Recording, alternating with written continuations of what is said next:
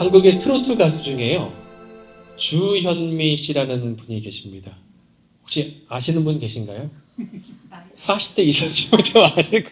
40대 이상이면 아죠. 그러네, 진짜. 근데 한 번은 이제 방송에서 이런 질문을 받았어요. 지금까지 살면서 가장 큰 실수가 무엇이었습니까? 라고 물었습니다. 그래서 주현미 씨가 이렇게 대답했습니다. 제가 지금까지 살면서 저질렀던 가장 큰 실수는 아버지를 용서하지 못한 것입니다. 라고 얘기를 했어요. 주현미 씨의 아버지가 그냥 어린 시절에 그 아버지가 돈을 벌기 위해서 해외로 나가셨습니다. 그로 인해서 그녀가 졸지에 이제 소녀 가장이 된 거예요. 그래서 동생들 책임져서 하루하루를 정말 힘겹게 살아갔습니다. 끝을 모르는 힘든 시간을 버티다가 그녀의 아버지에 대한 원망이 이제 싹이 트기 시작을 했거든요. 이 원망이 아버지가 돌아가실 때까지 지속되었습니다. 얼마나 아버지가 미웠는지 이제 주현미 씨가 이제 장녀였는데 아기를 낳았는데 손주 첫 번째 손주잖아요. 이 아버지가 그 손주를 너무너무 보고 싶어 했는데 아버지가 돌아가실 때까지 그 손주를 전혀 보여주지 않았습니다. 그래서 주현미 씨가 방송에서 이렇게 얘기하는 거예요. 이것이 내 자신에게 용서되지 않는 부분입니다. 아버지가 그렇게 빨리 돌아가실 줄 몰랐습니다. 그래서 눈물을 글썽이더라고요. 딸도 아버지에 대한 미움을 한평생 안고 살아가면서 용서하지 못하는 거예요. 누군가를 용서한다는 것, 이게 얼마나 어려운 일인지 모르겠습니다. 하나님의 말씀이 다 우리에게 부담스럽지만 특별히 그 중에 부담스러운 말씀은 뭐냐면 원수를 사랑하라. 어쩌면 용서하는 것, 이것이 우리에게 가장 큰 어려움일지 모르겠습니다. 주일 설교 이제 시리즈를 제가 짜는데요. 하필 왜 내 설교 때 예수님이 용서였을까? 제가 한 주간 참 후회하는 그런 주간이기도 했습니다. 우리가 가벼운 잘못은 우리가 쉽게 용서할 수 있습니다. 그렇지만 마음에 나에게 깊은 상처를 준 사람이라든지 경제적으로 나에게 어떤 손해를 끼친 사람이라든지 나를 배신하고 떠나간 사람이라든지 사람들에게 거짓으로 나를 막 음해하는 사람들 용서하는 건 어렵습니다. 그래서 용서는요 내 안에서 자연적으로는 생길 수 없는 능력이기도 합니다. 오늘 예수님 우리에게 용서를 말씀하시는데요. 오늘 본문을 통해서 예수님이 말씀하신 용서가 무엇인지 그리고 우리가 그것을 어떻게 실천할 수 있는지 함께 배우도록 하겠습니다. 갑자기 베드로가 예수님께 질문을 합니다. 21절 말씀인데요. 우리 함께 읽도록 하겠습니다. 시작. 그때 베드로가 나와는 이르되 주여 형제가 내게 죄를 범하면 몇 번이나 용서하여 주리이까? 7번까지 하오니. 베드로가 왜 갑자기 뜬금없이 예수님께 찾아와서 용서에 대한 질문을 했을까? 어쩌면 그 가능성의 이유를 찾아보면 우리는 그 앞에서 찾을 수 있습니다. 지난주에 박하로 목사님께서 이 18장 1절부터 말씀을 해주셨거든요. 그때 어떤 일이 있었느냐? 제자들이 서로 이제 네가 높네, 내가 높네 하면서 이제 그 높이를 따지는 누가 높냐? 라면서 그런 싸움을 했습니다. 근데 당시 제자들 중에 수제자는 누구였냐면 바로 베드로였거든요. 그런데 나머지 갑자기 11 제자들이 베드로 하지 말고 누가 높은지 다시 한번 따져보자. 순서 다시 한번 정해보자라고 한 것입니다. 다혈질진 저 베드로가 무슨 수제자냐 말도 안 된다. 12 제자 중에서 다시 한번 순위를 정해서 누가 높은지 다시 한번 따져보자. 예수님께 다시 한번 물어보자. 컨펌 받아보자. 라면서 그렇게 묻기 시작한 것입니다. 베드로 입장에서 좀 화가 날 법도 한 일이죠. 이런 배경이었는지는 모르겠지만 곧 이어서 베드로가 예수님께 이런 질문을 합니다. 예수님, 형제가 내게 죄를 범하면 몇 번이나 용서해 줘야 됩니까? 7번 하면 될까요? 라고 묻는 것입니다. 당시 랍비들은요 3번까지 용서하라라고 가르쳤습니다. 그런데 역시 수제자 베드로는 좀 다른 거죠. 랍비를 뛰어넘어서 7번의 용서를 얘기하는 것입니다. 아마 베드로는 마음으로 역시 내가 진정한 1등 제자야. 나는 랍비보다 4번을 더 용서하라고 말하니까 예수님도 아마 깜짝 놀라시겠지? 라면서 뿌듯하게 생각했을지 모릅니다. 근데 예수님이 이렇게 말씀하시는 거예요. 22절인데요. 이렇게 읽겠습니다. 시작. 예수께서 이르시되 내게 이르노니 7번뿐 아니라 7번을 70번까지라도 할지니라. 7번을 70번을 반복하라. 490번을 해야 하라라는 말씀입니다. 이스라엘에서 7은 완전 숫자입니다. 그럼 우리가 7번을 70번 한다라는 것은 문자적으로 490번 용서하면 된다라는 뜻이 아니라 완전한 용서를 해야 된다라는 것을 말하고 있습니다. 베드로의 용서는 어떤 용서입니까? 횟수가 있는 용서, 카운트하는 용서입니다. 7번 딱 정해져 있는 것이죠. 용서에서 횟수를 쓴다는 것은 뭐냐면요, 내가 잊지 않겠다라는 것입니다. 내가 한 번 용서했다, 이제 6번 남았다. 내가 6번 용서했다, 이제 마지막 한 번 더 기회 있는 거야. 내가 7번 용서했다. 너 한 번만 더, 너 이제 그때부터 큰일 난다. 라면서 계속해서 횟수를 정하면서 잊지 않는 용서입니다. 벼르는 용서고 두고 보자 하는 용서입니다. 그러나 예수님께서 7번을 70번씩 용서하라라는 말씀은 잊어버리라는 용서입니다. 완전한 용서를 하라는 말씀입니다. 그래서 예수님께서 한 가지 비유를 말씀해 주시는 거예요. 이 비유를 통해서 우리에게 주신 영적 교훈을 받기를 원하는데요. 그 첫 번째는 우리는 하나님께 한량 없는 용서를 받은 자들이다라는 것입니다. 24절, 25절인데요. 우리 함께 읽도록 하겠습니다. 시작. 결산할 때에 10,000달란트 빚진 자 하나를 데려오매 갚을 것이 없는지라 주인이 명하여 그 몸과 아내와 자식들과 모든 소유를 다 팔아 갚게 하라 하니 왕에게 10,000달란트 빚진 신하가 있었습니다. 그리고 그에게는 이것을 갚을 능력이 없었습니다. 당시 노동자 하루 품삯이요, 이제 한 데나리온이라고 했습니다. 그리고 6,000데나리온이 모이면 그것이 이제 1달란트라고 하는 것입니다. 그러니까 한 노동자가요, 16년 동안 계속 일만 하면서 지출하지 않고 그걸 다 모으면 그것이 드디어 1달란트가 되는 것인데요. 1만 달란트는 한 노동자가 16만 년 동안 모아야 되는 금액입니다. 성경학자들마다 이것을 계산하는 좀 기준이 다르지만 대개 통일되는 기준은 뭐냐면 달러로 따지면 수십억 달러에서 환화로는 한 수조 원에 이른다라고 얘기를 합니다. 당시 로마는 세계 최강, 지금의 미국과 같은 그런 나라입니다. 세계 최강의 나라였습니다. 또 이스라엘을 포함해서 많은 나라들이 식민지로 갖고 있었습니다. 그리고 식민지로부터 아주 잔인하게 세금을 많이 걷어들였어요. 그러니까 이 로마가 아주 막대한 세금을 걷어들였기 때문에 그 1년 예산이 어마어마했을 거 아니에요? 윌리엄 바클리라는 성경학자에 따르면요, 그 당시 로마의 1년 수입 예산이 1,000달란트였다라고 합니다. 그렇다면 10,000달란트면 그 당시 세계 최강의 한 나라의 10년치 수입에 해당되는 것입니다. 그럼 한번 생각해 보세요. 내가 빚이 있는데 미국의 10년치 예산의 빚을 내가 이게 감당이 될 수 있겠습니까? 10,000달란트를 문자적으로 보면 수치로 계산하면 이렇게 되지만 당시도 그 당시 시대적 배경 또 문학을 고려해서 해석하면 한 달란트는요, 그 당시 화폐에서 가장 높은 화폐 단위가 달란트였어요. 그리고 숫자 만은요, 그 당시 최고의 숫자가 만이었습니다. 만 이상의 숫자가 없었습니다. 그래서 만 다음으로 큰 숫자를 얘기하려면 천천, 만만 뭐 그런 식으로 얘기를 했습니다. 성경에서도 우리에게 이제 1만 스승이 있다라고 얘기하는데 이것이 진짜 10,000 티처가 있다라는 그런 뜻이 아니라 그만큼 많은 스승이 있다라는 것을 표현할 때 1만 스승 얘기했습니다. 또 요한계시록 5장 11절인데 우리 함께 한번 읽어볼까요? 시작. 둘러선 많은 천사의 음성이 있으니 그 수가 만만이요.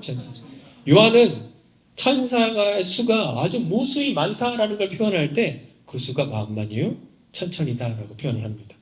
그런 예수님께서 이제 비유를 하는 것은 설정을 하시는 거잖아요. 모든 이야기를 설정을 하시는 건데 이 비유를 통해서 예수님께서 큰 숫자인 만과 큰 화폐 단위인 달란트를 합쳐서 1,000달란트 빚졌다라고 설정하신 이유는 도저히 사람으로서 감당할 수 없는 그런 빚을 지고 있는 것이다. 천문학적인 액수다라는 것을 알려주는 것입니다.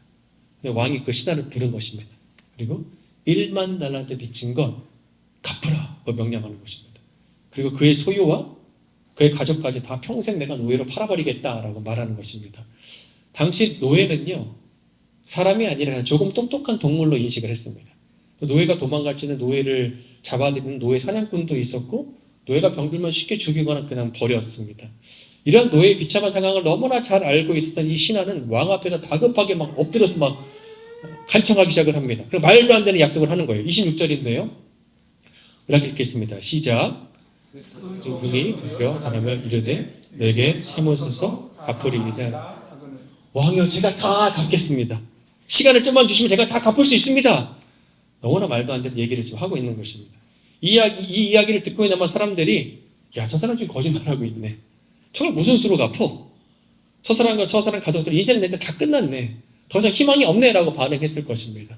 그런데 반전이 생긴 것입니다. 27절인데요. 이렇게 읽겠습니다. 시작.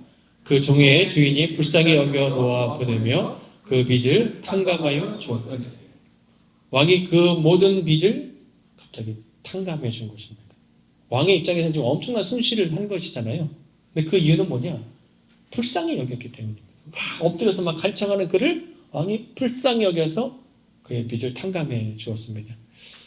이 비유에서요, 왕은 하나님이고 1만 달란트 빚진 자는 우리입니다. 1만 달란트는 죄에 대한 형벌 결과들을 말하고 있습니다. 군대 가면 짬통이라는 게 있거든요. 짬통. 이게 뭐냐면 군인들이 식사를 하고 그 나온 음식들을 이제 다 버리는 일종의 큰 통이에요. 거기 뭐 온갖 뭐 밥, 반찬, 국물 다 들어가잖아요. 시간이 한참 지나면 다 가라앉고 이제 멀건 이제 물만 위에 떠오릅니다. 근데 그걸 이제 버리는 당번들이 있어요. 제가 이제 낑낑 들고 가서 이제 다 버리면 그 안에 있는 것들이 다 나오잖아요. 그럼 그 전까지는 그냥 맑아 보였던 그 물 안에 있는 모든 악취와 모든 쓰레기들이 다 하면서 흘러나오는 것을 볼 수가 있습니다. 예레미야 17장 9절부터 10절인데요. 우리 함께 한번 읽어보겠습니다. 시작. 만물보다 더 거짓되고 아주 썩은 것은 사람의 마음이니 누가 그 속을 알 수 있습니까? 각 사람의 마음을 살피고 심장을 감찰하며 각 사람의 행실과 행동에 따라 보상하느니 바로 나 주다. 우리가 겉으로 멀쩡한 척합니다.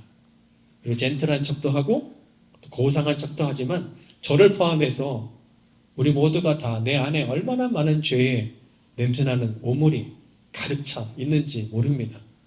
그거 그냥 가라앉았기 때문에 아닌 척하지 한번 누가 휘 저으면 그냥 다 나올 수 있습니다.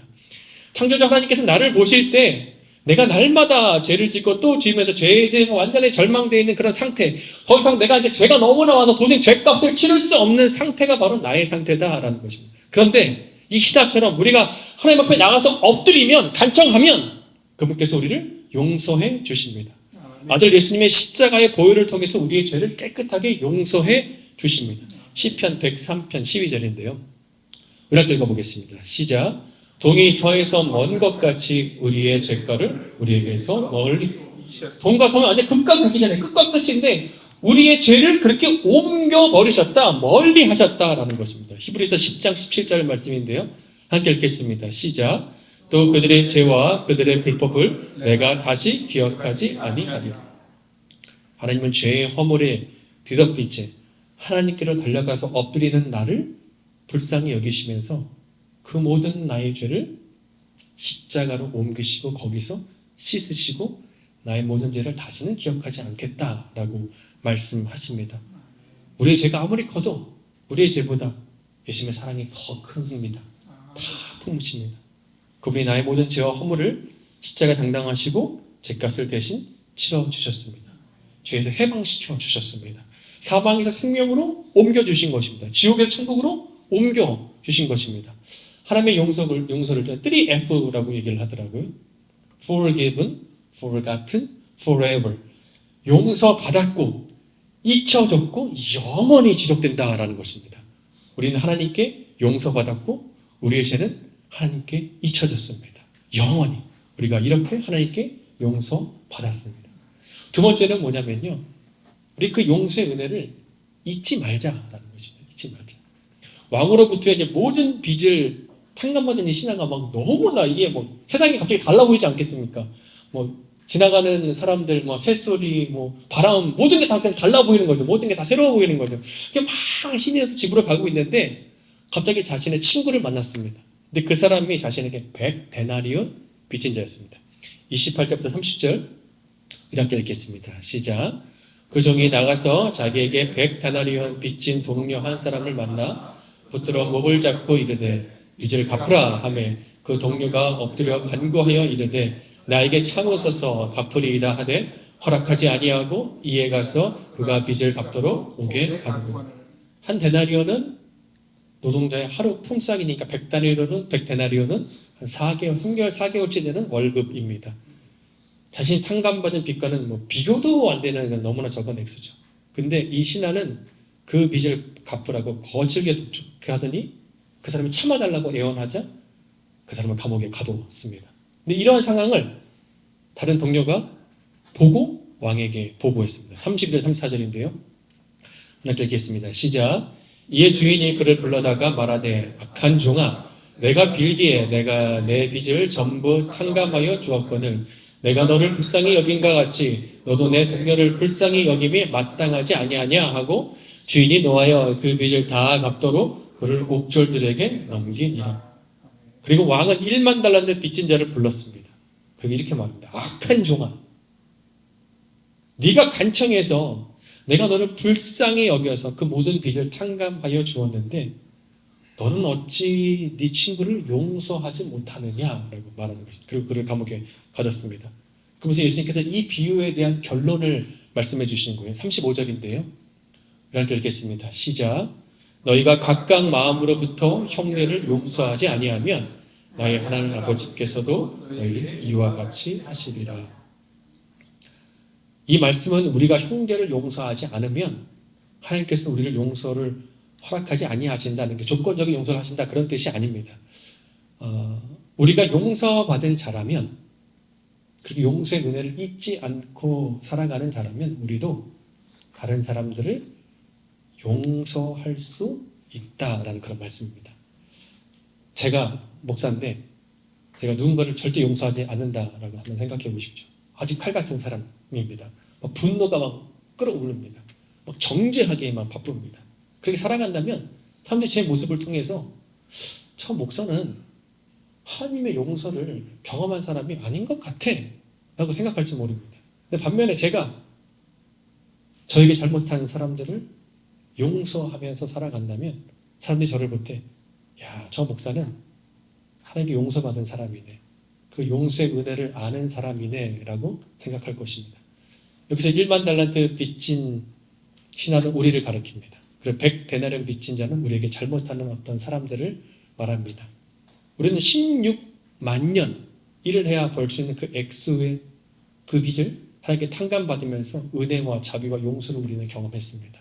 근데 정작 우리는 100일 일해서 벌 수 있는 비교도 안 되는 작은 액수의 빚을 진 사람에게 자비와 은혜와 용서를 베풀지 못하면서 살아가는 것입니다. 하나님께서 우리를 용서해 주신 그 은혜를 잊어버렸기 때문입니다. 내가 받은 용서보다 그 사람의 잘못을 더 크게 지금 보기 때문입니다. 요즘 교회들이 용서하지 않고 세상과 똑같으니까 능력이 없습니다. 복음은 십자가를 통해서 용서의 은혜를 경험하는 것인데 정작 교인들은 예수님으로부터 나는 용서받았습니다 라고 그렇게 고백하고 눈물 흘리고 그렇게 얘기하지만 정작 내가 세상에 나가서는 그 사랑을 나누지 못하고 용서하지 못하는 삶을 살아가고 있다라는 것입니다. 옛말에 은혜는 물에 새기고 원수는 돌에 새긴다라는 말이 있습니다. 원수는 결코 잊지 못한다라는 말인데 그러나 하나님으로부터 용서와 은혜를 경험한 그리스도인은 거꾸로 살아야 합니다. 원수는 물에 새기고 하나님께 받은 용서와 은혜는 돌에 새기면서 사는 것입니다. 미국 펜실베니아 랭캐스터에요. 아미시 마을이 있는데요. 지난달에 저희 가족이 이제 그곳을 다녀왔습니다. 근데 아미시 사람들은요, 자동차, 전화, 컴퓨터, 인터넷, 그 현대 문명을 거부하면서요, 18세기 말의 모습으로 살아가는 그런 사람들입니다. 그런 그리스도인들이에요. 그래서 거리를 보게 되면요, 이런 복장을 한 사람들이 있고요, 마차를 타고 다니는, 제가 이제 차를 타고 가는데, 마차가 많이 다니는 거예요. 신기했습니다. 이들의 주요 수입은 뭐냐면, 농작물을 재배하고, 우유, 아이스크림을 만들어서 판매하는 것입니다. 근데 2006년 10월 2일 날 오전에 아미시 마을의 작은 학교에서 총성이 울렸습니다. 정신 이상자였던 찰스 칼 로버트가요, 학교에 들어가서 총을 막 난사한 것입니다. 그 자리에서 5명의 아미시 소녀들이 즉사했고 또 다른 5명이 중상을 입었습니다. 그리고 범인은 거기서 자살을 했습니다. 미국에서 아미시라는 이 마을은 현대 문명을 거부한 채 살아가는, 그래서 비교적 조금 더 안전한 곳이다라고 사람들이 여겼던 곳인데 거기서 총기 난사 사건이 일어나니까 야, 도대체 미국에서 그럼 도대체 안전한 곳은 어디야? 라면서 모든 사람들이 충격에 빠졌습니다. 그때 두 번째 충격적인 일이 일어났습니다. 그것은 아미시 사람들이 보인 행동인데요. 자기들의 딸 혹은 손녀 혹은 친척이 죽거나 중상을 입었음에도 불구하고 아미시 사람들이 사건 당일날 가장을 잃고도 남은 두 딸과 함께 죄인처럼 망연자실하게 살아야 했던 찰스 칼 로버트의 집을 방문해서 그 범인의 집이죠. 아내와 그곳의 식구들을 위로하는 곳이었어요. 아미 사람들이 계속해서 그 집을 방문하면서 슬픔을 함께 위로했습니다. 이런 아메시인들의 행동은요, 미국 사회에 다시 한번 또 큰 충격을 준 거예요. 어떻게 이럴 수 있지? 근데 오늘 예수님의 말씀이 그것을 말씀해 줍니다. 하나님으로부터 많은 용서를 받은 자, 그리고 그 용서의 은혜를 잊지 않고 기억하는 자가 용서를 베풀 수 있다는 말씀입니다. 이들은 하나님의 용서의 그 은혜를 물에 흘려보낸 것이 아니라 돌에 새긴 자들이구나. 그 하나님의 은혜와 용서를 잊지 않고 있었기 때문에 그걸 베푼 자들이었구나. 우리 안에 여전히 용서하기 힘들어하고 상처받는 그런 마음을 가진 분들이 있을 수 있습니다. 어쩌면 그 상처가 너무 커서 고통스러운 현실과 계속해서 마주하면서 또 용서와 씨름하면서 그렇게 사시는 분들이 있을지 모르겠습니다. 북한 선교를 오래 하셨던 임현수 목사님이 계세요. 캐나다에 있는 큰빛 교회를 섬기고 계신데 그 큰빛 교회에 이제 탈북자들이 한 150명 정도 있었거든요. 그래서 그들을 도와주면서 또 북한 선교 가시면서 거기에서 또 선교 도와주고 하셨던 분인데 북한에서 잡혀가지고 종신형을 선고받습니다. 왜냐면 이제 캐나다 교회가 탈북자들을 도왔다. 그러니까 배신자들을 도왔다라는 이유로 거기서 이제 감옥에 갇혀서 종신형을 받게 된 것입니다. 근데 결국 이제 종신형을 선고받았는데 31개월 만에 결국은 감사하게 감옥에서 나오게 되었습니다. 다시 캐나다로 돌아오셨는데요. 북한에서 이제 언제 끝날지 모르는 종신형을 받았기 때문에 언제 끝날지 모르는 이 곳에서 매일매일 극심한 노동을 하고 겨우 생명을 연장할 수 있는 밥이랑 물만 주는데 이 밥에 또 돌이 그렇게 많았대요. 씹으면 돌이 너무 많아가지고 막 발만 겨우 걸러내면서 이렇게 먹었던 생명만 겨우 연장할 수 있는 정도. 매일마다 두들겨 맞고 그 마음의 분노가 얼마나 컸겠어요? 근데 이분이 감옥에서 기억한 하나님의 말씀이 이거였습니다. 히브리서 3장 1절인데요. 우리 함께 읽어보겠습니다. 시작. 예수를 깊이 생각하라. 사랑하는 여러분, 예수를 깊이 생각하는 것입니다. 그리고 용서가 힘겹더라도 때로는 용서가 내가 딱 완료하지 못하더라도 우리가 그 길로 그냥 뚜벅뚜벅 걸어가는 것입니다. 용서가 한 번에 안 될 수는 있습니다. 그러나 용서의 길로 우리가 계속해서 뚜벅뚜벅 걸어가면 결국 주님께서 해결해 주십니다. 그리고 언젠가 우리의 눈물을 닦아주십니다. 그리고 주님을 통해서 언젠가 우리가 다 이해되고 웃게 될 날이 있을 것입니다. 그 주님을 바라보며 용서의 은혜를 잊지 않고 내가 받은 그 은혜를 잊지 않고 늘 마음에 품으면서 예수를 깊이 생각하면서 또 용서를 실천할 수 있는 저 우리 모두가 되기를 축원합니다.